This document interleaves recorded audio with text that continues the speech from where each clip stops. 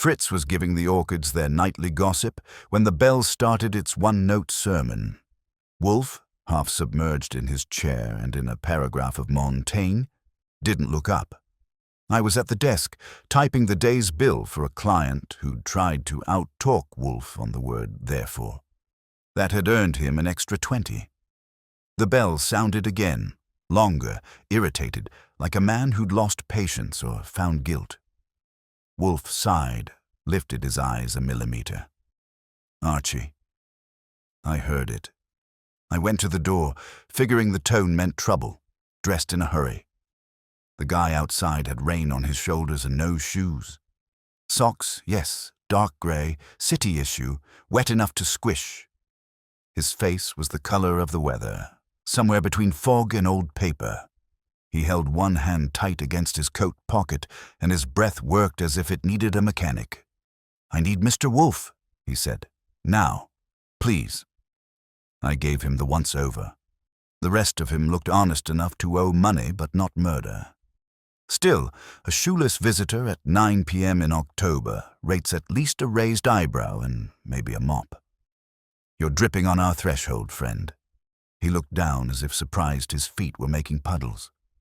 I'll pay. Just let me in before they see. They. He jerked his head toward the street, where the rain tried hard to be curtains. I stepped aside. You can explain to Wolfe why he's being interrupted during his evening communion with Montaigne. But for decency's sake, stay on the rug. He came in, leaving 2 damp ghosts of footprints on the tile. Fritz appeared from the dining room, frowned at the tracks, and vanished again to fetch something absorbent. Wolfe had closed his book, but not his expression. Good evening, he said. You appear incomplete. The man blinked. Sir? Shoes. Most men of your apparent species wear them. I slid into my chair and waited. Wolfe tilted his head a fraction, signaling me to proceed with the preliminary frisk of facts. Name? I asked. Lloyd Kenton. He swallowed. I'm, or was, assistant manager at the Haverley Hotel. Until what happened? He hesitated. Until I found a pair of shoes in my office that weren't mine. Size 11, brown calf. Inside one was a man's driver's license. The man was dead an hour later. That got Wolfe's eyebrows to climb half a rung. Indeed. You came without shoes because they took mine, Kenton said, and his voice cracked like a thread snapping. Whoever killed him, they want me blamed. They swapped them. My shoes are on that corpse. The room had the kind of silence you can lean on. Rain ticked against the windows like small doubt. Wolfe folded his hands over his belly. Mr. Kenton, people who enter my house barefoot usually intend either penance or deceit. Which? Neither, Kenton said quickly. I intend survival. Wolfe looked at me. Archie, see if Mr. Kenton's feet justify that ambition, then fetch him something to drink. Beer, perhaps. The man needs malt as ballast. Kenton's socks were city muddy but whole, not torn by flight. He sank into the red chair as if it were confession. Fritz brought a towel and a stein, the latter accepted like a peace treaty. I sat opposite him, notebook open. You said the dead man's name was on the license. Who was he? Kenton rubbed his temples. Ernest Darrow, guest in Suite 601. He checked in 3 days ago. Quiet, paid cash. This morning, gone, until they found him in the service corridor behind the laundry. Strangled. Police involvement? Wolfe asked. Yes, Inspector Cramer. That added a shade of flavor. Cramer and Wolfe mixed like vinegar and velvet. And you fled instead of enlightening him. Wolfe's tone was silk stretched over sandpaper. I panicked. My shoes were gone. Those others, Darrow's, were in my office. The clerk said he saw me leave early. They'll come for me any minute. I said, you're betting Wolfe will prove your innocence before they prove your guilt. I'm betting he'll see the sense of it before I hang. Wolfe's eyes narrowed the way a lens does when it finds its focus. Archie, your opinion? On shoes or suspects?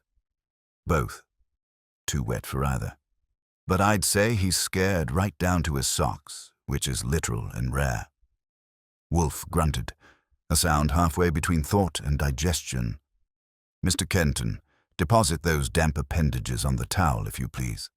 Archie, accompany him to the kitchen. Fritz will measure the shoes he left behind. Which shoes? I asked. The ones that are not here, of course, Wolfe said. And then, when you return, bring Cramer. That last part made Kenton flinch. You'll call him? Certainly. If you are innocent, you require the law's presence. If you are not, it will require yours. Kenton looked at me as if maybe I carried mercy in my pocket. I didn't. I escorted him to the kitchen where Fritz was already muttering about wet floors and moral decay. When I came back, Wolfe was leaning back, eyes closed, lips moving silently, as if reciting the order of battle. The bell rang again, impatient, official. I went to answer, already smelling Cramer's cigar through the rain. Cramer filled the doorway like a warrant wrapped in tweed. The brim of his hat dripped conviction, and the cigar in his mouth was giving off steam instead of smoke. He took one look at Kenton, barefoot and hunched, and barked, "Goodwin, I should have known you'd be in the middle of this." I didn't argue. It was true in general, and irrelevant in particular. "Evening, Inspector. You're just in time to ruin a carpet." He stomped in, leaving regulation-size wet spots. "What's the idea of harboring a suspect?" Wolfe lifted his head a notch. "Harboring, no. Observing, yes. Mr. Kenton prefers my roof to Riker's, an understandable taste." Cramer snorted and flicked his hat onto the rack. "He prefers your roof because you stall indictments with vocabulary, but this time you won't talk him out of evidence. His shoes are on a corpse, his name's on our list, and his nerves are shot to hell." "Where are the shoes, Kenton?" Kenton's fingers twisted the towel on his lap. "I told you, they aren't mine." "Sure, and I'm Jimmy Valentine." I said, "You two can compare rap sheets later. Wolfe's interested in how shoes change feet without permission." Cramer glared. "Goodwin, if you've hidden anything..." "Relax. The only thing hidden here is logic, and Wolfe's about to dig it out." Wolfe's palm settled flat on the armrest. "Inspector, you may either arrest this man now or allow him to assist me in clarifying the matter. Your choice dictates whether the next conversation occurs in my office or yours." Cramer hesitated, weighing Wolfe's bulk against the paperwork waiting at headquarters. He grunted. "Fine. You've got 1 hour." "Splendid," Wolfe said. "Then sit and waste it comfortably." Cramer sat, which meant he was interested despite himself. Wolfe nodded toward Kenton. "You will recount, from the instant you discovered the alien shoes, every act, sight, and sound until your arrival here. Spare adjectives. Include facts." Kenton obeyed, voice trembling on the edges. "It was 10:45. I'd just finished the audit. When I went into my office, the lights were off. I switched them on, and there they were. Brown, polished, my own pair missing from the rack. I thought maybe Darrow had sent them for cleaning, but then I saw the ID card inside. That's when the phone rang." "Who called?" Wolfe asked. "A woman. Said, 'Leave the hotel now. Don't speak to anyone.' Then she hung up." Cramer leaned forward. "So, recognize the voice?" "No, but she sounded frightened." I scribbled in the notebook. "So you obeyed the mystery voice and left your job, your shoes, and your alibi in one move?" Kenton flinched. I didn't know what else to do. "Idiocy is frequently mistaken for strategy," Wolfe muttered. "Inspector, the man's panic absolves him of ingenuity. Someone engineered this substitution with precision." Cramer growled. "You saying somebody framed him with footwear?" "I'm saying," Wolfe replied, "that the transfer of shoes is a deliberate symbolic act. It suggests contamination. Someone wished to place Mr. Kenton in another's path or conscience." Cramer blew out smoke. "You and your poetry. Give me fingerprints." "Eventually," Wolfe said. "Archie, How soon can you acquire an inventory of guests at the Heverley, particularly those with rooms near Suite 601? An hour, if the night clerk owes me gratitude, which he does. Go, Wolfe said. I rose, grabbed my coat, and caught Kenton's wide eyes on me. You're not leaving me. Only temporarily, I said. Wolfe doesn't move. I do. That's our arrangement. Outside, the rain had shifted from curtains to ropes. I flagged a cab, tossed the address, and tried to ignore how the wipers kept time like a slow heart. The Haverley loomed at the corner of 42nd and Circumstance, white stone, brass trim, and the smell of other people's money. Inside, the lobby was dressed for business, bellhops vertical, palms shining, a pianist extracting slow regret from a keyboard. I headed for the desk. The night clerk, Tommy Jensen, recognized me and turned the shade of a bank statement. Archie, what the devil? Relax, Tommy. I'm not here to collect bills, just names. I slid a folded 20 across the counter. I need the register for the 6th floor, especially anyone checked into 601 or adjacent rooms. He glanced around, then produced the ledger like a magician, regretting the trick. 601's Darrow, checked in Tuesday, paid cash. 602's Miss Valda Gray, staying long-term. 603's empty since Monday. 604's Mr. and Mrs. Lemont, Boston folks, that's all. Describe Miss Gray. Tall, silver blonde, sings at the club next door. Fancy type.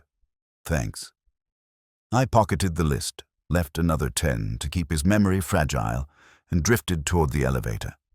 A bellhop followed, all curiosity and pimples. You cops? No, son, I said. Cops ask questions. I collect answers. Room 602's door had a nameplate half tarnished, and faint jazz leaked through the crack like perfume. I knocked. Silence, then footsteps. The door opened 3 inches. Yes? The voice was smoke with lipstick. Miss Gray, Archie Goodwin. I'm investigating the death of Ernest Darrow. Her eyes flicked, calculating. So soon. News travels on wet shoes. She opened wider, wearing a silk robe and the look of someone who'd seen too much light too late. Come in, Mr. Goodwin. I expected the police, not whoever you are. Private sector, Nero Wolfe's office. That earned me an arched eyebrow. Ah, the fat genius and his handsome secretary. Assistant, I corrected, stepping in. We're old-fashioned about titles. The suite smelled of perfume and indecision. On a chair near the vanity sat a pair of men's brown shoes, size 11. I pointed. Souvenir collection. She followed my gaze. They were left here yesterday. I meant to send them down. From who? Mr. Darrow. He said he'd bought the wrong size. I crouched, noting a faint scuff on the left toe and a watermark on the heel. They matched Kenton's description too neatly for comfort. Miss Gray, did you see Mr. Kenton tonight? I saw him this morning. He brought up a parcel for Darrow. That's all. Any calls between them? None that I know of. She moved closer, eyes narrowing. Why are you interested in shoes? Because somebody's walking barefoot into a frame-up. She smiled slightly, but her hand trembled when she lifted a cigarette. Then I hope your friend can keep his footing. I left her with her smoke and her secrets, and rode the elevator down, thinking how coincidences in this town wore high heels and lies for perfume.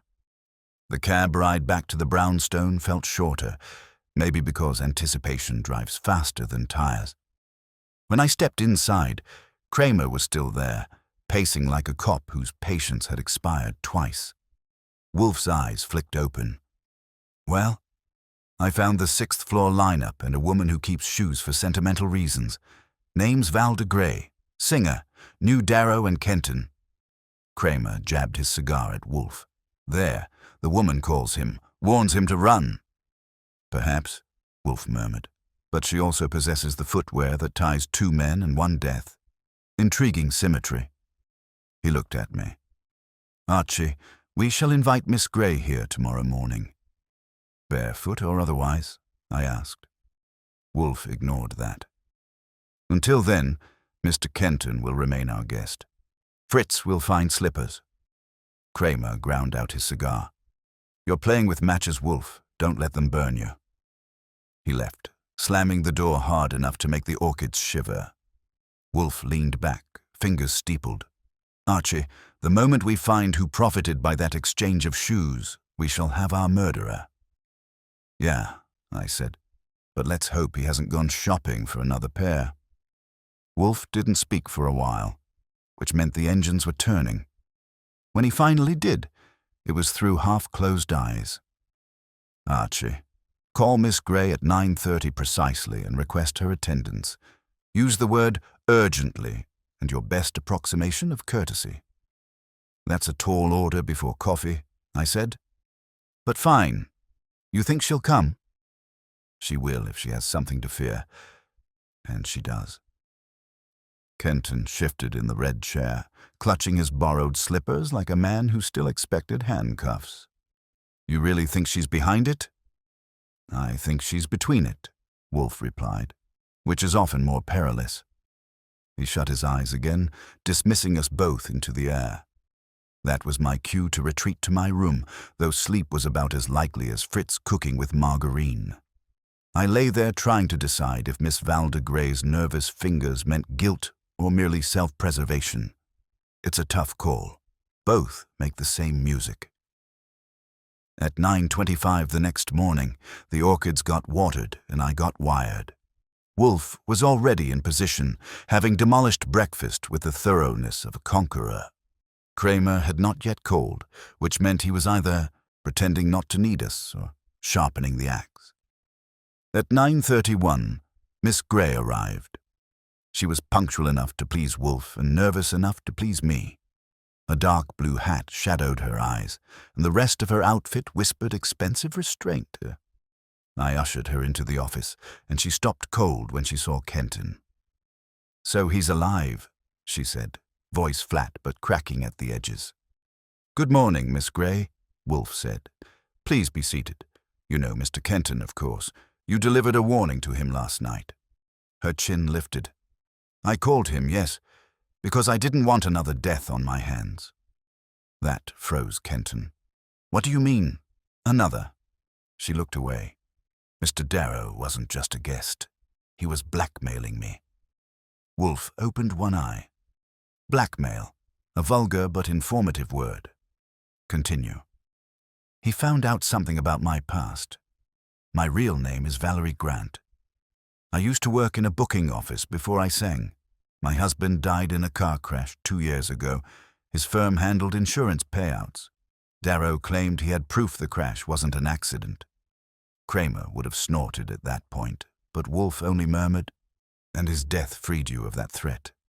I didn't kill him, she said quickly.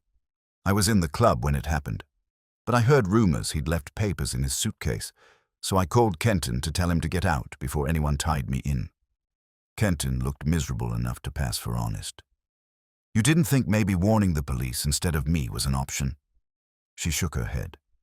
I thought you were involved.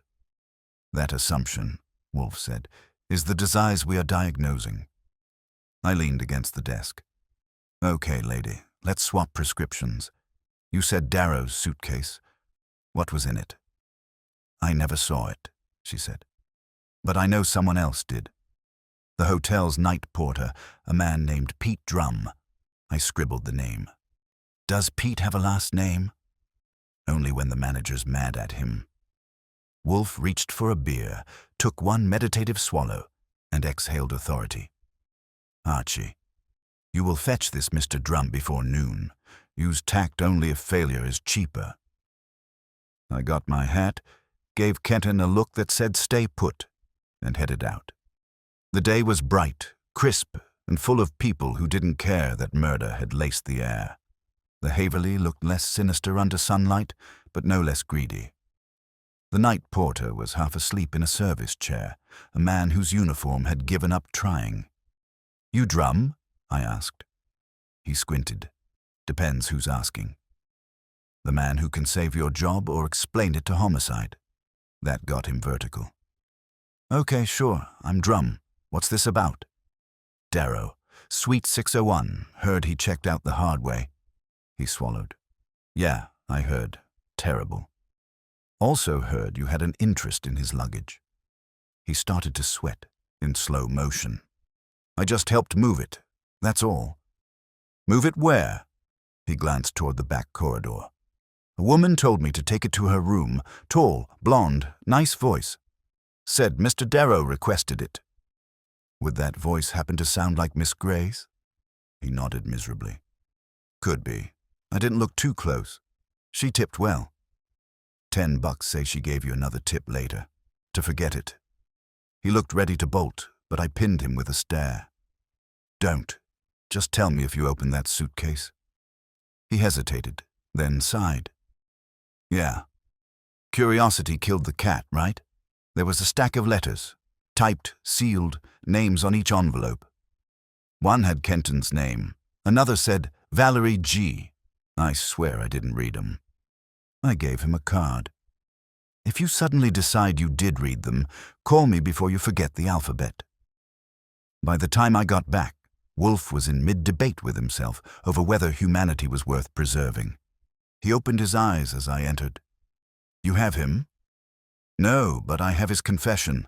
Miss Gray had Darrow's suitcase brought to her room. Drum saw letters, one to her, one to Kenton. Kenton jerked forward. Letters. What did they say? I spread my hands. He didn't read them. Yet. But if Darrow was blackmailing, those letters might be insurance copies. Wolfe's eyes gleamed like dark amber, and whoever retrieved them after Darrow's death had motive compounded by opportunity. Miss Gray's possession of the shoes and her request for secrecy implies she visited his suite after the murder. Miss Gray's hands knotted together. I went up because I was afraid he'd planted something in my name. I didn't touch him. He was already dead. That, Wolfe said. We must verify. I caught the look he gave me, meaning the next step was mine. You want me to confirm with Cramer? Reluctantly. Inform him that the murder weapon was likely a hotel sash or towel, and that the killer's hands were small. I observed fibers on Mr. Kenton's borrowed shoes consistent with the Haverleys' linen. Kenton blanched. Then you think? I think, Wolfe interrupted, that the killer wanted you to appear not only guilty but foolishly guilty.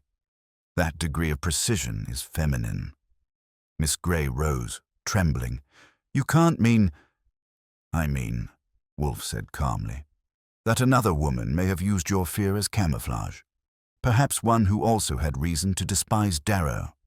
You will give me a list of every female employee at that hotel who had private access to Suite 601. Her breath came sharp. There's only one, the floor supervisor, Mrs. Hilda Moffat.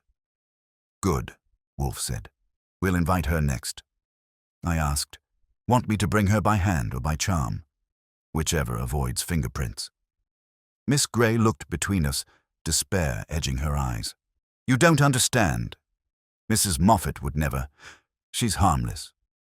Wolfe's tone turned crisp. My dear lady, harmlessness is merely undeveloped intent. Archie, fetch her. I escorted Miss Gray out first. She was shaking, but standing. Fritz opened the door, eyebrows knitted in domestic disapproval. When she'd gone, he muttered, This house is too small for so many secrets. Tell that to the furniture, I said, grabbing my coat again. It's heard worse. Wolfe's voice followed me out. Return before luncheon, Archie. Mrs. Moffat may be vital, or merely an accessory. Either way, her shoes will tell us. That last line made me grin as I hit the street. Shoes again. Wolfe was threading this case through leather and laces, and I had the feeling every footprint led straight back to murder. The Haverleys' lobby smelled of polish, perfume, and things not paid for. I found Mrs. Moffat supervising two bellhops who were arguing over a broken luggage strap. She was a square woman with a rigid bun and a face that looked carved from common sense. When she saw me, she tightened her mouth like a purse string. If you're here to complain about towels, take it up with housekeeping. Not towels, I said. Murder. Ernest Darrow's, to be specific. Her eyes flickered, then locked back into position. The police were already here. Sure, but the police don't have Wolfe. He's interested in small details like who last saw Darrow alive. I'm interested in who could enter his suite without him ringing the bell. That would be me, she said flatly. But I didn't kill him. He was alive when I delivered the laundry at 8. I watched her hands. They were red from soap, strong, practical. Mind if I confirm that in a room where the air's fresher? I'm on duty. So am I. The difference is, mine involves keeping you out of a cell. Let's go. She glared at me for a full second before nodding to the bellhops and grabbing her coat. The cab ride was an education in silence. At the brownstone, Fritz met us with polite shock, ushered her in, and vanished as if homicide disrupted his digestive harmony. Wolfe was seated as always, the living monument to gravity. Mrs. Moffat, he said, thank you for honoring our invitation. She sank into the red chair with the look of someone who'd rather be scrubbing a floor than her conscience. I don't know what you expect me to say. I expect you to tell the truth, Wolfe said, and to do so economically. She folded her hands. Mr. Darrow was difficult. He complained about everything, the service, the temperature, the color of his eggs. I tried to avoid him. But you had access to his room, I said.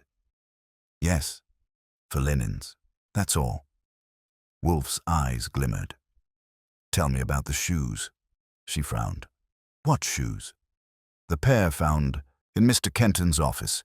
You manage the cleaning rotations. You would know if they'd been removed. Her lips compressed. I don't know anything about that. Indeed. Then perhaps you can explain why fibers from a Haverley towel were found on Mr. Kenton's borrowed pair. That hit her like a wet slap. You can't prove that. Madam, Wolfe said, proof is my occupation. Guilt is merely its shadow. She started to rise, but I blocked her path gently. Sit down, Mrs. Moffat. We're only halfway through the dance. Her voice dropped. You think I killed him? I think, Wolfe said, that you saw something or someone in that corridor that you haven't mentioned. You may have handled evidence to protect them, or yourself. Her shoulders sagged. I saw Miss Grey, she whispered. She was coming out of Darrow's suite just after 8. She looked frightened. Miss Grey gasped. She had arrived moments earlier at my call and was standing near the globe, frozen. That's a lie. Wolfe lifted a finger. No interruptions, please. Mrs. Moffat, continue. She had a scarf in her hand, the supervisor said, trembling now. The same kind we use for dressing tables. She stuffed it into her bag when she saw me. Valda's face went pale. He was already dead when I went in. I swear it. Possibly, Wolfe said, but the scarf may have been the weapon. Silk and strangled discreetly. Kenton sprang up. Then why frame me? Because, Wolfe said, you provided the perfect diversion, a man with motive, access, and foolish reflexes. Yet, he paused, eyes narrowing. Something remains inconsistent. Mrs. Moffat, if you saw Miss Grey leaving the suite at 8, where were you at 8:15 when the night porter claims to have moved the suitcase? Her mouth opened and closed. I was on the 6th floor still. I had to check the linen supply room. Alone? Yes. Then you had opportunity to handle that suitcase, or the shoes within it, before Mr. Drum moved them. Did you? She twisted her hands. I was scared. I'd seen Miss Grey come out, and then I noticed the door was open. I went in to check. Mr. Darrow was on the floor. I thought she'd killed him. I didn't want to get involved, so I wiped the door handle and left. Miss Grey's breath hitched. You didn't tell anyone? No, I needed the job. I thought if I said nothing, it'd blow over. Wolfe's voice dropped an octave. Nothing blows over in homicide. It merely ferments. I asked, "Did you see anyone else? Hear anything?" There was a man's voice in the corridor. "Talking on a phone, I think." "That helps," I said. "The 6th floor's private line's near the service door. Could Kenton have used it?" Kenton shook his head. "No, I was in the office then." "Ask the clerk." Wolfe exhaled heavily, the sound of deduction turning corners. "Archie, fetch the hotel's telephone records. Focus on outgoing calls around 8 o'clock. I suspect our culprit used a call to time the substitution." Before I could move, the doorbell rang again. Fritz answered and announced Inspector Cramer, radiating smoke and resentment. He marched in and planted himself in front of Wolfe's desk. "I hear you've been conducting interviews like this is the Ritz. What's the game, Wolfe?" "The game," Wolfe said, "is intellect, which you could join if you refrain from noise." Cramer ignored that and scanned the room. His eyes landed on Mrs. Moffat. Well, the cleaning lady. "You've been busy, huh?" She blanched. "I haven't done anything wrong." Cramer grunted. "We'll see. We found a scarf in Darrow's suite. Haverley issue. Faint traces of perfume. Want to guess the brand, Wolfe?" "Miss Gray's," Wolfe said simply. Valda stood, trembling. "You're making it sound like—" "I'm describing," Wolfe said, "a frame within a frame. Someone intended to incriminate both you and Kenton, ensuring the investigation chews itself to exhaustion. The real killer sits behind that pattern." Cramer puffed. "Then find me the designer, because evidence points squarely at your guests." Wolfe looked to me. "Archie, the shoes again. How were they laced?" I blinked. "Right over left? Standard. Except one. Left over right." "Precisely," Wolfe murmured. "A left-handed lacer. Miss Gray?" She shook her head. "Right-handed. Kenton?" "Right. Mrs. Moffat?" She hesitated. "Left." Cramer's eyes narrowed. "That true?" Yes, but I didn't—" Wolfe interrupted gently. "Inspector, the alignment of laces indicates the person who placed the shoes did so carelessly, unaware of their mirror pattern. That would occur only if the act was performed under pressure, possibly panic," I said. "And if she panicked, it was because someone saw her in that suite when Darrow was already dead." Mrs. Moffat's voice broke. "No one saw me." "Someone did," Wolfe said softly. "And that someone used your fear to arrange this charade. Miss Gray, who else knew of Darrow's blackmail?" Her eyes darted toward Kenton. "His secretary, Elaine Greeley. She handled his correspondence." "Ah," Wolfe said, leaning back. "A woman with access to both letters and knowledge of his victims. She could forge warnings, deliver shoes, and direct suspicion outward. Archie, invite Miss Greeley here this afternoon." Cramer groaned. "Another woman. Wolfe, you're turning this into a sewing circle." "I am," Wolfe said, "because the thread we're following was tied by a woman's hand." He closed his eyes, dismissing the room. Cramer muttered something, unprintable, and stomped toward the hall. Mrs. Moffat wept quietly into her gloves. Valda Gray sat motionless, as if the air around her had become evidence. I caught Wolfe's eye. "You're betting on this secretary, huh?" "I never bet," he said, "but I'm rarely surprised." I called Elaine Greeley's office from the brownstone phone, and her tone could have filed glass. She said she was busy until 2, which meant she was scared. I booked her a date with Wolfe at 2:15, hung up, and turned to him. "She's coming, but she's not happy about it. Few of our guests are," he said. "That is the penalty of veracity." Cramer had left 15 minutes ago, muttering that Wolfe could drown in his own logic. Mrs. Moffat was in the front room under Fritz's nervous watch, and Kenton sat staring at the rug like it might testify. Miss Gray paced. It was getting crowded enough for a rent charge. Wolfe shut his eyes again. "Archie, we shall proceed in the same order as the crime. The dead man, the false trail, the frightened women, and, finally, the architect. Miss Greeley is the last category. That leaves us 3 hours to get ready. Then use them profitably. I took that as permission to dig. The heavily switchboard girl, whom I'd already softened with compliments once, met me at the corner coffee shop. She had the kind of blonde that made honesty an afterthought. Over black coffee, she confirmed my suspicion.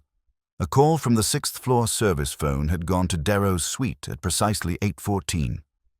Recognize the voice? I asked. No, but it was a woman. Tight voice.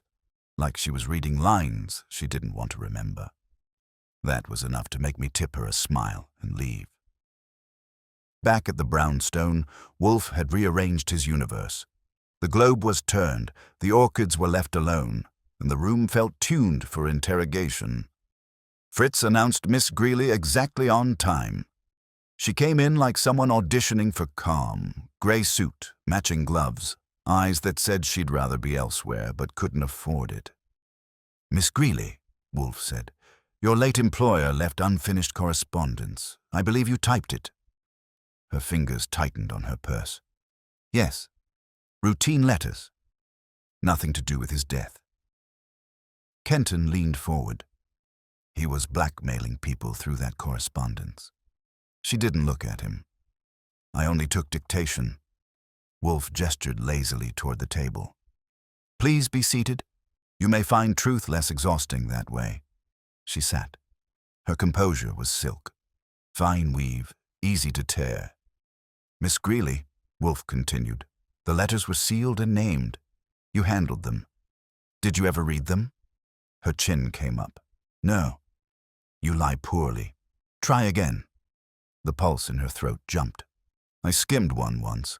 It was to a woman named Valerie Grant. I realized then what he was doing, but I needed the job. Need often forgives cowardice, Wolfe said. When did you last see Mr. Darrow alive? Just before dinner. He told me to prepare a new letter. He didn't say to whom. Did he ask you to fetch anything for him? Yes, his suitcase. He said he'd left something important inside. Miss Gray's voice cut in, brittle. That suitcase was sent to my room. Elaine turned, face white. I didn't send it. He told me to ask the porter, but then he changed his mind. He said he'd get it himself. When I left, it was still in his office. Wolfe nodded slowly, hands steepled. Then the order to move it must have been a forgery. Her gaze darted to Mrs. Moffat, who had crept back into the doorway to watch. She saw someone in that corridor, didn't you? Mrs. Moffat's lips trembled. I saw a woman, yes. Wolfe's tone was ice with patience underneath. You will specify which woman? Mrs. Moffat hesitated, then whispered, It wasn't Miss Gray. It was her silhouette, but shorter. That cracked the silence like glass. Valda gasped. Elaine froze. Interesting, Wolfe murmured. Miss Gray stands 5'9". Miss Greeley, you are 5'5". And the corridor lights cast downward from the crown molding. A shorter woman's shadow would extend to the same height as a taller one's outline. Convenient for confusion. Elaine's voice snapped. That's absurd. Is it? You had motive, self-preservation. Darrow knew you'd read his letters. Perhaps he hinted at including your name next. When he threatened, you acted. Her hands shook. You can't prove that. Cramer, who had slipped back in without announcement, he had that talent when scenting blood, barked, I can. The lab found fingerprints on the scarf. Yours, Miss Greeley. She spun toward him, panic blooming. I lent it to Miss Gray. She returned it to me later. Wolfe didn't move. When later? She faltered. Yesterday morning. Impossible, he said. By then it was in the police evidence locker. Your reflex betrayed you, madam. The room went taut. Cramer stepped forward, cuff case ready. Elaine Greeley's voice cracked to a shriek. He ruined me. I didn't mean to kill him. He said he'd expose me, that he'd told everyone I forged his expense vouchers. I only wanted to frighten him. Fright often overreaches, Wolfe said quietly. She sagged, tears making streaks down the powder. I just pressed the scarf around his throat for a second. Then he fell, and I panicked. I saw Kenton's shoes by the chair and thought, if they found them, if they thought it was him. Cramer had heard enough. He clicked the cuffs like punctuation. You always said it, Wolfe. Motive's human, not clever. We'll book her for murder in the first degree. He led her out. The front door closed, leaving air that felt 10 pounds heavier. Wolfe inhaled deeply, reached for his beer and said, Fritz, the curry now. I'm famished. Kenton looked dazed. She really? Yes, Wolfe said. Her confession aligns with fact. The scarf, the substitution, the panic, all logical, all lamentable. Valda Gray whispered, She would have let me hang. Quite, Wolfe said. The guilty often admire convenience. I leaned on the desk. So that's that. The shoes, the letters, the scarf, all in place? Nearly, Wolfe said, eyes half shut. There remains one point. How the call reached Mr. Kenton warning him to flee. That, I suspect, was Miss Gray's attempt at atonement. Am I correct? She nodded faintly. I couldn't let him take the blame. He inclined his head. Then we are finished. Fritz reappeared with lunch. Wolfe took his plate, the faintest sigh escaping him like steam. Archie, see to the inspector's paperwork. Mr. Kenton will need to sign a statement. Then, if you insist, you may have the afternoon off. After the way you've run this one? I earned it. He grunted, which in Wolfe's language meant agreement. Wolfe's fork paused halfway to his mouth, which in that house counts as an earthquake. He stared at the curry like it had asked him a riddle. Archie, he said, this dish is too perfect for coincidence. Fritz might appreciate that review, I said. Not the curry, the case. Its neatness irritates me. That made two of us. Elaine Greeley's confession had wrapped things in a bow. Too fast, too tight. I'd seen confessions that glistened with relief, but hers had the sheen of panic varnished by desperation. What's eating you? I asked. The symmetry, he said, chewing methodically. Murder rarely ties itself with ribbon. I took that as a green light to keep the wheels turning. You think she's lying? She told the truth. Whether it was the truth remains untested. He pushed the plate away, folded his napkin, and regarded me with the kind of stillness that made coffee nervous. You will confirm a detail. The scarf she described as having pressed around the victim's neck. Where precisely was it found? Cramer's men said it was under the chair leg. She probably dropped it when she panicked. Indeed. He drummed his fingers. But if she strangled him standing, gravity would not have placed the scarf beneath the chair leg unless he sat down to die, which is implausible. That was Wolfe for you, detecting in furniture geometry. So she's innocent again? I didn't say that. I said improbable. He rang for Fritz, who appeared with the serenity of a monk and the timing of a stage cue. Fritz, we require the evening edition. Which newspaper, sir? All of them. When he left, Wolfe turned back to me. Archie, the police will deliver triumph to the press. Cramer will trumpet her confession. Yet her fear, her reflexes, they suggested coercion. Someone may have urged that confession. Someone like Kenton. He's free now, looks grateful enough to send you roses. Gratitude fades, but ambition does not. If Mr. Kenton's survival depended on Miss Greeley's guilt, he may have hastened its birth. That tickled the back of my mind. Kenton had looked too relieved. You want me to check him? Quietly. Begin with his connection to Darrow. Why would a hotel assistant manager risk falsifying anything for him? I was halfway to the door when the phone rang. I grabbed it. Nero Wolfe's residence. A woman's voice, a new one, spoke through a static edge. Tell Mr. Wolfe he's wrong. Darrow wasn't killed by her or by me. Who's this? Someone who knows what was in that suitcase. Then the line went dead. I stared at the receiver. That, I said, was either a ghost or a woman with a suicide wish. Wolfe's eyes opened. Described the voice. Middle range, no accent, tired. Scared, he grunted, and it came now, precisely when the case was closed. Excellent. Excellent, she hung up. Then she will call again. Or she will die. Either outcome informs us. That didn't sound like my kind of optimism. I slipped on my jacket and went hunting. Kenton was easy to find. His apartment was 2 blocks from the Haverley, a place where the wallpaper had given up. He answered my knock wearing the same expression he'd had in our office, startled innocence rehearsing for guilt. "Goodwin," he said. "I thought this was over." "It might be, depending on how much lying you've got left in you." He stepped aside reluctantly. The room smelled like damp apologies. I looked around. 2 suitcases, 1 open, half packed. "Planning a trip." "Just getting out of town. You can't blame me. Depends where you're going.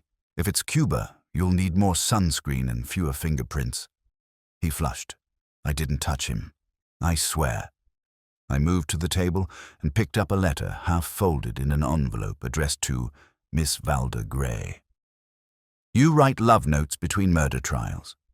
He lunged to snatch it, but I held it out of reach. "So that's the connection," I said. "You and Miss Gray weren't just business acquaintances." He deflated. "We were together. She was helping me pay Darrow off. He had something on both of us. Falsified records from the hotel safe. I thought if she distracted him, maybe he'd back off. Instead, she found him dead." He nodded miserably. "I swear, Archie, I didn't kill him." "Convince Wolfe," I said, pocketing the letter. "He likes being wrong even less than being hungry." When I got back, Wolfe had consumed 3 papers and half a bottle of beer. "You were efficient," he said without looking up. "I try. Kenton's packing for a guilt trip, and there's something between him and Miss Gray. More than friendship." Wolfe's eyes rose slowly. That aligns with my growing distaste for neat conclusions. He gestured toward the letter. "May I?" I handed it over. He read silently, then placed it beside the beer. A correspondence written before the murder, promising restitution of $2,000. Motive, desperation, romance. The triad that breeds homicide. You think they killed Darrow together? Perhaps. Or one killed, and the other decorated the corpse. The phone rang again. I picked up fast. The same voice, tighter now. "He's lying. Look under the blue case." "Then burn this number." Click. "Under which blue case?" I asked the air, but she was gone again. I repeated the message. Wolfe frowned, rose slightly in his chair, his equivalent of sprinting, and pointed. "Your pocket," he said. I blinked. "My pocket?" "The letter. The blue case she referenced is likely a metaphor. Search it." I unfolded the envelope again, held it up to the light. There it was. An indentation at the bottom, faint but deliberate. Inside the paper lining, a second slip of folded carbon. I teased it out carefully. It was a copy of another letter, typed but unsigned. "If you think 2,000 will buy silence, you undervalue your life." Wolfe's nostrils flared. Typed on the same machine as Miss Greeley's confession. I whistled low, meaning she didn't type it. Someone used a typewriter to frame her twice. "Precisely," he said, "and that someone knew how to mimic her office work. Mr. Kenton's duties included supervising clerical staff. He had daily access. Then the confession was guided, possibly rehearsed under duress. Miss Greeley's terror was genuine, but not for guilt, for safety." I said, "So who made the call? Perhaps the woman who typed this copy, another clerk, or one who regretted helping." Before I could reply, the doorbell shrieked again. Fritz's muffled voice followed, then the unmistakable rumble of Cramer. He stomped in, hat in hand, eyes stormy. "Wolfe, you'll love this. Greeley's dead. Suicide. Gas stove." Silence flattened the room. Wolfe closed his eyes. "Too symmetrical," he murmured. "Far too symmetrical." I felt the floor tilt. The voice on the phone. She knew. "Yes," Wolfe said softly. "And whoever silenced her may now silence again. Archie, we are no longer observers. We are bait." Cramer's words hung in the room like smoke that refused to clear. Wolfe's eyes opened just enough to reveal the depth of what he'd already begun to compute. I felt the back of my neck tighten. "Suicide," I said, though it tasted like a lie. "You buying that?" "Never," Wolfe murmured. "Gas may kill, but timing convicts." He leaned forward. An event so rare it deserved applause. "Archie, the call that warned us came from a living conscience. Now that conscience is extinguished. Therefore, whoever silenced Miss Greeley feared she might expose them." Cramer grunted, pacing near the window. "I knew she cracked too fast. But we found her in her apartment. Door locked, gas on, no note. Case closed, at least for the papers." "Open it," Wolfe said. Cramer glared. "You think I like reopening suicides? What am I supposed to look for? Mystical footprints?" "Look," Wolfe said evenly. "For what's missing." I knew the tone. He'd already spotted the fracture in the glass. I waited. "The scarf," Wolfe said, "was evidence. So was her typewriter. If either item is absent from the police inventory, the suicide was engineered." Cramer hesitated, jaw working. "You want me to send men to check?" "Yes, and quickly. While you still have men to send." He left without another word, muttering something about Wolfe and divine interference. Wolfe leaned back again, fingers steepled. "Archie, Miss Gray and Mr. Kenton must remain under observation. I do not trust either with coincidence. You think one of them arranged the gas job? I think one of them knows who did. Fear breeds silence, but guilt breeds haste." I made the calls. Valda Gray answered first. Her voice was raw silk, frayed at the edges. "I heard the news," she said before I spoke. "Elaine's dead, isn't she?" "Word travels." "I didn't kill her, Mr. Goodwin." "Then who did?" Silence hummed through the line. "Ask Kenton," she said, and hung up. It didn't take genius to guess where I went next. Kenton's apartment door was half open. The smell of stale air hit first, followed by the sight of a suitcase overturned and clothes scattered like excuses. The place had been searched, recently and professionally. I called his name. No answer. Then a rustle from the kitchen, and Kenton stepped out, pale as printer paper, holding a pistol badly. "Put that down before it goes off on principle," I said. He lowered it, breathing fast. "She's dead, isn't she?" "Yeah, and your place looks like somebody thought you left souvenirs." He sank into a chair. "They're after me, Archie. They think I talked." "Did you?" He looked up sharply. "About what?"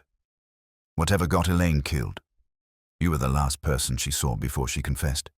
Did you feed her lines?" His denial came too quick. "No, She wanted out. I told her to tell the truth." "That's a nice sentiment for a guy who forged records." He rubbed his face. "You don't understand. Darrow wasn't just blackmailing us. He was running an insurance racket through the hotel. False claims, staged deaths. Elaine typed the forms. When she found out, she panicked. That racket got him strangled," I said. "You sure it wasn't you who panicked?" He slammed his palm on the table. "Damn it, I didn't kill him. But someone higher up did, and they're cleaning house." "Names, Kenton." He swallowed. "I don't know them. But the payments went through a dummy account, LG Holdings." That was enough to keep Wolfe fed for hours. I left Kenton trembling behind a locked door and headed home. The city's neon looked like someone had poured blood into the rain. Back at the brownstone, Wolfe was waiting, eyes closed, a beer untouched beside him. I gave him the story in one shot. LG Holdings, I finished. His eyelids fluttered. The initials are delicious. Yeah, but meaningless unless they stand for something. They stand, he said, for Miss Valdegray. That stopped me cold. You think she ran Darrow's racket? She sang for money. The club next to the Heverly caters to patrons who require discreet investments. Miss Gray may have been the lure, Darrow the collector. And Kenton, her subordinate accomplice, useful until conscience interfered. I whistled low. That'd make her the spider, not the fly. Precisely. As if summoned by accusation, the phone rang again. I caught it. Fritz's voice came through from the hall. Mr. Goodwin, Miss Gray is here. Wolfe's mouth tightened. Show her in. She entered like dusk entering a room. Quiet, heavy with endings. Her eyes were red, but her poise was marble. Mr. Wolfe, she said, I've come to end this. Excellent, Wolfe said. Endings are my métier. She stood near the desk. You think I killed Darrow? I didn't, but I did help him, at first. He said the claims were harmless, that no one would lose anything. Then he started using them to blackmail the policyholders. And when you protested, Wolfe said, he threatened to expose you. Yes. Her voice dropped. So I asked Kenton for help. He said he'd handle it. I thought he meant talk to Darrow, not... She stopped. Not kill him, I supplied. Her eyes flicked to mine. If he did, I didn't know. But Elaine called me yesterday morning, terrified. She said Kenton had forced her to sign something. I told her to come to me. She never did. Wolfe's tone was mild. That something was her confession. She flinched. He made her type it. And tonight, Wolfe said, he awaits our arrival. She frowned. Archie and myself. You will accompany us. I find a direct demonstration more appetizing than conjecture. Wolfe, I said, you planning to leave the chair? He looked at me as though I'd insulted gravity. No, you will go, in my stead. I will direct you by telephone. Miss Gray's gaze shifted between us. You're going to confront him? Yes, Wolfe said. Before whoever killed Miss Greeley decides his silence should match hers. He reached for the phone, dialed a number, and handed me a slip of paper. The account details for LG Holdings are held at Meridian Trust. Verify them. Then, Archie, do not be heroic. Be thorough. He leaned back, closed his eyes again, and dismissed the world. I pocketed the slip, grabbed my coat, and gestured to Miss Gray. She hesitated at the door. If he's dangerous, I said, then you can sing the chorus. The cab ride to Kenton's place was short and silent, except for the rain clawing at the windows like it had something urgent to confess. Miss Gray sat beside me, stiff as a verdict. I dealt with women who lied for love, money, or survival. She looked ready to lie for all three. Kenton's building was darker than before. No lights in his windows. The hallway smelled of damp plaster and fear. I told her to stay back as I pushed the door open. It wasn't locked. That was the first bad sign.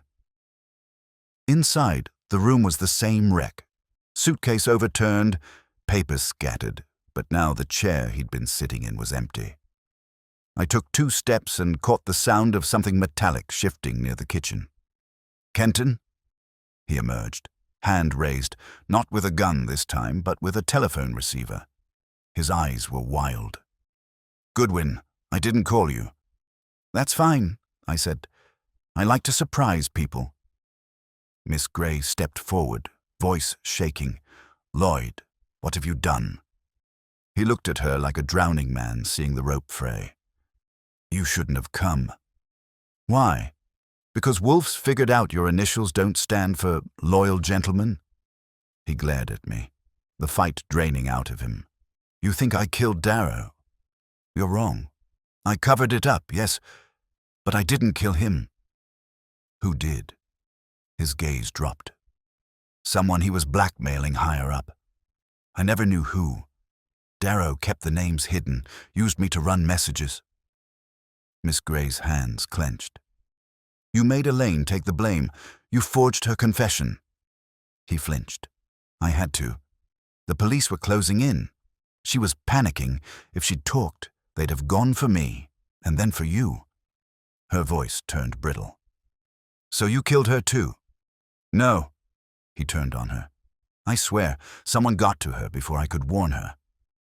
I said, you're claiming there's a third party cleaning up your mess. Sounds convenient. He opened his mouth to answer, but the light near the window flickered. A shadow passed across the street. Slow, deliberate. I moved to the curtain and spotted a sedan idling across the way, lights off. Two shapes sat inside. Watching. Company, I said. You expecting visitors? Kenton's face drained. They found me. Who? LG Holdings isn't just a shell, he said. It's a fund owned through the club next to the hotel. The manager, Mr. Rolfe Darnell. He handled payouts for Darrow's racket. When Darrow died, he needed a scapegoat. He made me plant the shoes. When Wolfe started digging, he decided to finish the cleanup. Meaning those two in the car, I said. Yes, he doesn't leave loose ends. Miss Gray's voice trembled. He'll kill us both. That's optimistic, I said. He might be generous and stop at one. I pulled the curtain wider. The car door opened. Two men stepped out, their coats bulging in a way that said they weren't cold. Kenton backed up. We've got to get out. Not yet. I grabbed the phone and dialed the brownstone. Wolfe answered on the third ring. Yes? It's Goodwin. Your boy Kenton's about to host company from LG Holdings. Any suggestions besides duck? Indeed. The police will take longer than bullets. You will engage delay. Miss Gray will record the confrontation on the dictaphone I provided. Have you it? I glanced at her purse. She had it clutched like a lifeline. She's got it. Excellent. Survive long enough to make it useful. Always an encouraging boss, I said, hanging up. The knock came, slow and confident. I opened the door crack. Two men filled the frame, one tall, one built like a bad investment. The tall one smiled politely. Evening. Mr. Kenton in? He's out, I said. Try tomorrow's papers. The smile thinned. We'll come in anyway. They shoved through. Kenton yelped, Miss Gray gasped, and I took the first man in the gut with a right hook. He folded halfway, enough for me to introduce his head to the doorframe.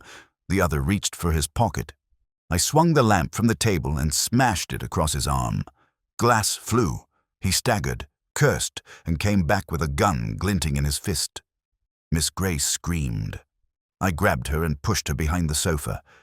Kenton froze near the wall. The tall man recovered, rubbing his temple. You shouldn't have done that, Goodwin. Everyone's a critic. He leveled his gun. Then a siren wailed outside, faint but rising. He looked at his partner, cursed again. We're done. Move. They bolted, knocking over a chair on the way out. I chased them to the landing, saw them dive into the sedan, and the car peeled off into traffic. The siren belonged to a passing patrol. Pure dumb luck, the kind that keeps detectives alive. When I got back, Miss Gray was shaking, Kenton worse. He slumped into the chair again. That was Darnell's men. He knows it's over. Not yet, I said. He still thinks you're worth killing. That's leverage. I phoned Wolfe again. He answered before the first ring ended. Well? We're alive. Two hired guns just made a social call. Kenton says their boss, Rolfe Darnell, ran the racket. Acceptable, Wolfe said. Bring all three of you here. Do not detour. Cramer is en route with evidence from Miss Greeley's apartment. He will arrive simultaneously. The convergence will be instructive. The way he said instructive meant explosive. We left in a hurry. The cab ride back was a funeral on wheels. Kenton stared at his hands. Miss Grey stared at him. I kept my eyes on the mirror. No tail. At the brownstone, Wolfe was already armed with facts and, as usual, beer.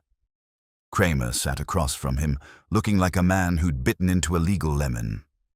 "Found your missing typewriter," Cramer said when we walked in. "Not in Greeley's place, at the club. Manager's office." Wolfe nodded. "Mr. Darnell's domain. How convenient." Cramer's eyes narrowed at Kenton. "This the rat?" "Possibly," Wolfe said. "But I prefer the term pawn. The rat is Darnell." Kenton's voice cracked. "He'll kill me." Wolfe looked at me. "He already tried. That makes him impatient." Cramer grunted. "We can pull him in." "No," Wolfe said. "Let him come. Mr. Kenton will invite him." "Invite him?" Kenton stammered. "Yes," Wolfe said, smiling faintly. "Tell him you have the dictaphone that recorded his men's visit. Tell him you will hand it over. Here." Cramer blinked. "You're baiting an armed killer in your own house." Wolfe's eyes glowed like slow embers. "Indeed, Inspector, it's been too quiet around here." Miss Grey exhaled, half fear, half awe. I leaned against the desk, feeling that familiar current of danger and certainty mix in the air. Wolfe had thrown the hook. Now we just had to see who bit first. Cramer didn't like it, but he stayed. You could tell by the way his cigar hung from the corner of his mouth like a grudge. Wolfe had arranged the office for siege mode. Chairs squared, lamp turned down, his yellow eyes fixed on Kenton. The dictaphone sat on the desk like bait wrapped in chrome. Kenton's hands trembled when he picked up the receiver. "He'll know it's a trap." "He'll think it's leverage," Wolfe said. "Greed dulls suspicion." Cramer grunted. "Just don't blow my eardrums with your fancy vocabulary when he starts shooting." Kenton dialed with fingers that had learned fear the hard way. 3 rings, then a voice, smooth, heavy, dangerous. Rolf Darnell speaking. Kenton swallowed. "Mr. Darnell, it's me. I've got something you'll want. The recording from tonight. Of your men." Silence. Then the voice came back colder. "You still breathing, Kenton?" "Thought that was temporary." "I have proof, Mr. Darnell. If anything happens to me, it goes to the police. But I'm willing to hand it over, to you, if we meet." "Where?" Kenton looked at Wolfe. Wolfe's eyelids rose a millimeter. "Here," he mouthed. "At Nero Wolfe's house," Kenton said. Another pause. "You've grown a spine." "Fine. 30 minutes." The line went dead. Cramer exhaled through his teeth. "You're insane, Wolfe." "Madness," Wolfe said, "is often the most reliable camouflage." The next half hour stretched taut as violin wire. Fritz hovered near the door with the kind of look he reserves for oven explosions. Miss Grey sat beside the window, her face carved from guilt and fear in equal measure. I took position near the globe with my revolver, safety off but hope intact. At exactly the 30th minute, the bell rang, 2 sharp chimes, then silence. Wolfe said nothing. I opened the door. Rolf Darnell looked like success gone rancid. Tall, tanned, dressed in a suit that tried too hard to look innocent. His smile was thin, his eyes busy. He stepped in as if he owned the oxygen. "Mr. Wolfe," he said, glancing around. "Quite a shrine you've built." "Flattery is tedious," Wolfe said. "Sit." Darnell didn't. "Where's the recording?" "In due course. First, confession." That earned a short laugh. "You think you can out-talk me? You're an overfed philosopher with a microphone fetish." Cramer bristled. "You're talking to a man who's put away more killers than your club's seen tips." Darnell's smile turned toward him. "And yet, Inspector, you're still standing here waiting for me to incriminate myself. How's that working out?" I cut in. "Better for us than for your hired guns. They picked the wrong night to play rough." His glance flicked to me, then to Miss Gray. Ah, the songbird. I should have known sentiment would spoil the script. She stood, voice trembling but sharp. You used me. You used all of us. Darnell shrugged. You all wanted money. I simply distributed it efficiently. Wolfe's voice sliced through the air. Efficiency does not include strangulation. Mr. Darrow objected to your diversion of funds. You silenced him, then sought a scapegoat. Two, in fact. Mr. Kenton's naivety and Miss Greeley's terror served you well until you killed the latter to maintain balance. Darnell's smirk faded. You have no proof. On the contrary, Wolfe said, the recording contains your men's voices identifying themselves by code and acknowledging orders from R.D. You may claim coincidence, but language betrays its owner. Also, your fingerprints on Miss Greeley's gas knob. Cramer blinked. What? Wolfe inclined his head slightly. While your men ransacked Kenton's room, Inspector, your forensics were thorough enough to collect secondary prints from Miss Greeley's apartment door handle. They matched those found on Darrow's suitcase handle. Mr. Darnell is unfortunately careless. Darnell's jaw tightened. You're bluffing. Possibly, Wolfe said. But you came armed, which suggests otherwise. That did it. His right hand darted toward his jacket. I didn't wait for a vote. I brought up my revolver and fired once, a warning shot that shredded the plaster an inch from his ear. Darnell froze. Cramer lunged forward, tearing the weapon from his hand. Nice work, Goodwin, he barked, snapping cuffs onto Darnell's wrists. You always know how to redecorate a wall. Wolfe exhaled, long and satisfied. Inspector, I believe you'll find the recording precisely where Mr. Kenton placed it, in the dictaphone. I suggest playing it before your enthusiasm leads to paperwork errors. Cramer growled something unprintable, but he obeyed. The machine whirred, and Darnell's voice filled the room, cold, commanding, irrefutable. Get the girl to sign it. If she talks, she's done. Kenton's the fall guy. When the reel stopped, the silence felt like closure tightening its grip. Cramer nodded, grim but convinced. That's it. He's finished. He hauled Darnell toward the door. You're lucky Goodwin's a lousy shot. When they were gone, the brownstone exhaled. Miss Gray collapsed into the nearest chair, hands covering her face. Kenton sank beside her, speechless.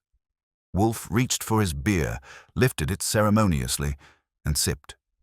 Mr. Goodwin, he said, kindly ensure Inspector Cramer receives the transcript, and see that Mr. Kenton refrains from further entrepreneurial experiments. I holstered my gun. What about Miss Gray? She, Wolfe said, will testify. She may yet learn that deceit, when wielded against corruption, can resemble virtue. Miss Gray looked up, eyes glassy. And Darrow? Wolfe's gaze softened by an inch. He was clever, but he served greed instead of reason. His end was inevitable. I said, You almost sound sorry. Not sorry, Wolfe replied. Merely observant. Fritz appeared from the kitchen with the calm of a man who'd lived through worse dinners. Would this conclude the excitement, sir?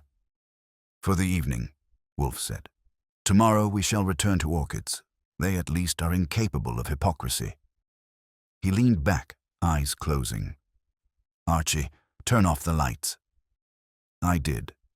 The room dimmed to the soft glow of logic fulfilled, and somewhere beyond the rain, the city exhaled with us. The light switch clicked, but the dark stayed put for a second before the bulb caught up. Fritz had retreated to the kitchen with his quiet efficiency, leaving the room thick with the smell of gunpowder and victory. 2 cents Wolfe pretends not to enjoy. Kenton was still staring at the empty doorway like Darnell might come back to renegotiate the handcuffs. Miss Gray sat motionless, her fingers tracing the edge of her sleeve as if she could rub away guilt like lint. Wolfe broke the silence. Archie, telephone Cramer's precinct. Confirm that the prisoner has arrived intact. Our contribution deserves preservation. I dialed, waited, and got the word. Darnell was booked, loud but breathing. When I hung up, Wolfe was still watching the beer in front of him, as if bubbles could spell closure. "It's done," I said. "Done?" He opened his eyes. "No, Archie. Completion requires comprehension. Without understanding, an ending is merely fatigue." Kenton looked up. "You mean there's more?" "There is always more," Wolfe said. "But in this case, enough remains for satisfaction." He gestured toward the couch. "You, Mr. Kenton, will give the inspector a signed statement detailing the transactions under LG Holdings and Mr. Darnell's instructions. In return, I will suggest leniency. You were a fool, not a fiend." Kenton nodded slowly, relief crawling back into his shoulders. "And Miss Gray?" Wolfe's gaze moved to her. "She too will be spared if she accepts that her survival depends on veracity, not charm." Valda lifted her eyes, voice trembling but sharp. "I never meant for any of this. I just wanted out." "That, my dear, is the universal motive," Wolfe said. "Unfortunately, most exits are marked consequence." I could see tears building, but she held them back. She'd played enough smoky clubs to know that weakness doesn't earn encores.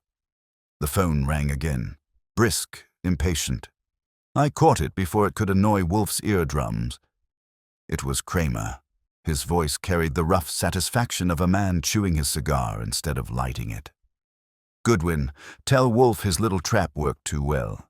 Darnell's already started naming names. 2 councilmen, a lawyer, and half the board of that club. He says Wolfe blackmailed him into confessing." "That'll be the day," I said. "You recording this?" "Hell yes. Just make sure your boss stays put. The DA wants a written report." I passed the message on. Wolfe snorted, which is his way of laughing without risking calories. "Predictable. Men who thrive on deceit assume its universality. Darnell believes manipulation is contagious." "He's not wrong," I said. "You've infected plenty." He ignored that and focused on Miss Gray. "Madame, I advise you to cooperate fully. The police will want testimony about your role in the club's finances." Her head dipped. "I will." "Good. Archie, escort her to the library. She may compose herself there before Cramer returns for statements. Mr. Kenton may occupy the kitchen. Fritz will ensure he doesn't tamper with the cutlery." Kenton managed a weary grin. "You don't trust me." Wolfe gave him half a glance. "I trust gravity more than remorse." That was my cue. I guided Miss Gray toward the library. She moved like someone walking through the memory of applause. Slow, uncertain. Inside, she sank onto the sofa and looked up at me. "Does he ever feel anything?" "Wolfe? Sure. Usually irritation." "You admire him." "Sometimes," I said. "Other times I work for him." She gave a faint smile that almost reached her eyes.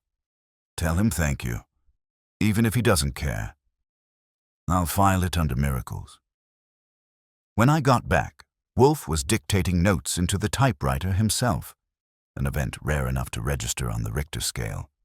His voice rolled out slow and deliberate. "To Inspector Cramer. Subject, Darnell.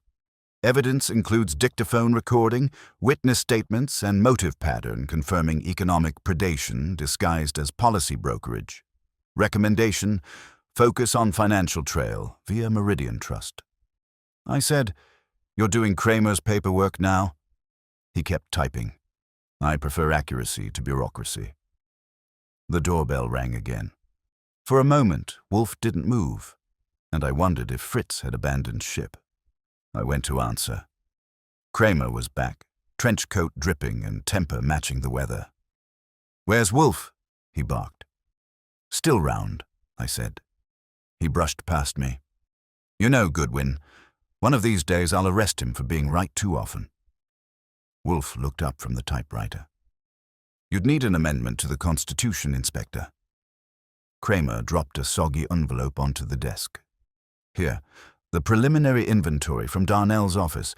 Found more letters, typed in the same format as the insurance racket. He was planning to expand it citywide. Ambition without foresight, Wolfe said. The commonest form of suicide. Cramer's mouth twisted into something close to respect.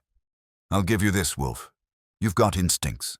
But next time, warn me before you turn my precinct into a rehearsal for homicide. Your gratitude is overwhelming, Wolfe murmured. Cramer grunted, headed for the door, then paused. Oh, and the DA said if you ever want to consult officially, he'd pay. Not much, but it'd make you legal. Tell him legality is an overrated credential, Wolfe said, and the door shut behind him. The quiet came back, thick but not uncomfortable. Wolfe leaned back, eyes closed, fingertips resting on his middle like punctuation. I poured myself a small drink. Bourbon for me, logic for him. Well, I said, that ties it up. Darnell's gone. Kenton's scared straight. Miss Gray might sing to a jury instead of a crowd. Case closed. Wolfe's eyes didn't open. Closure is a pedestrian ambition, Archie. We pursue order. Call it what you like. You just saved 3 lives and embarrassed a racketeer. Not bad for a man who didn't leave his chair. He made a low noise that could have been satisfaction or digestion. A pity Darrow's intelligence was misdirected. Had he sought profit through reason, not coercion, we might have met as equals. Yeah, I said. But then you'd have been short a case. He allowed himself a thin smile. One mustn't underestimate providence. Even corruption performs public service when it produces clarity. Sure, I said, and I'm sure the city thanks you deeply. Let it, he murmured, eyes already drifting closed. The orchids require my attention tomorrow. They, unlike men, never pretend. Fritz appeared at the doorway, towel over one arm. Shall I prepare supper, sir? Yes, Fritz, Wolfe said without opening his eyes. Nothing elaborate. Truth, after all, should be simple. Fritz nodded and vanished again. I stood there watching him drift into his personal fog of peace. Outside, the rain kept up its steady percussion against the glass. New York's applause for another case closed, at least until the next knock. Fritz's footsteps faded down the hall, leaving the kind of silence that only New York nights can manage. A silence pretending to behave while the city keeps whispering under its breath. Wolfe hadn't moved. He looked like a man who could hibernate on command. I poured another inch of bourbon, sat on the edge of the desk, and let the night settle. The job was done, the loose ends tied, and yet something in the air hadn't relaxed. Maybe it was the smell of truth cooling too fast. Miss Gray's soft voice drifted from the doorway. Mr. Goodwin. I turned. She stood there in the kind of quiet that can break itself. Wolfe said I could go when I was ready, she murmured. You're free, I said, but that doesn't mean you'll feel like it. There's a difference. She came closer, eyes searching mine like she was afraid to find anything steady. I wanted to thank you, both of you. I would have been next. I nodded. That's why we get paid. She smiled faintly. You think it's that simple? I know it isn't, I said, but it sounds cleaner. She looked toward Wolfe's desk, at the man who hadn't opened his eyes in 10 minutes but still managed to fill the room. He frightens me, she said quietly. Join the club, I told her. We meet irregularly and never take minutes. Something in that got a real smile out of her, small but alive. She held out her hand. I took it. It was warm and shaking. Good night, Archie, she said, and slipped out. The door clicked, and I was left with the usual echoes. Gunfire turned memory, guilt turned air. Wolfe stirred, one eye opening. She's gone. Yeah, probably halfway to reinventing herself. Good. His voice was thick with fatigue and satisfaction. Survival demands reinvention. I merely insist it not occur in my house. I said, You sure she'll testify clean? Her terror has converted to gratitude, he said, and gratitude, while unstable, will suffice under oath. I leaned back, watching him. You know, if you ever went into philosophy full-time, you could clear out half the universities. He ignored that, as expected. Archie, pour me another beer. I've concluded the day requires punctuation. I fetched one from the cabinet, popped the top, and set it beside him. He took a sip, closed his eyes again, and said, You have questions. Always. Then indulge yourself. All right, I said. You knew Greeley didn't kill Darrow almost from the start. So why let Cramer take her confession at face value? His mouth curved faintly. Because false simplicity is the only solvent for bureaucratic haste. Once the inspector celebrated resolution, he left room for me to find the truth. So you let her hang in the wind to buy time. Precisely. That's cold. Efficient, he corrected. I gave him a look. You ever get tired of being right? Often, he said, but it is a tiresome obligation. The clock on the mantel ticked, unbothered. I could hear Fritz in the kitchen humming a waltz that had never been fashionable. Wolfe reached for another sip, then sighed through his nose. Archie, record the balance of my notes in the casebook tomorrow morning. Title it, The Stranger Who Left His Shoes. That one's going to sell, I said. It is not for sale. Everything's for sale, I said. That's what keeps me in suits. He opened his eyes again, those half-lit coals studying me. You undervalue loyalty. Comes from practicing it, I said. He made a noise somewhere between approval and annoyance, which for Wolfe is the same thing. Very well. Have your drink, Archie. You have earned it. I already am. We sat there in companionable hostility, the kind that grows between two men who trust each other too much to say it. The city hummed through the window. Somewhere, a taxi horn sounded like punctuation for the night. Then the phone rang again.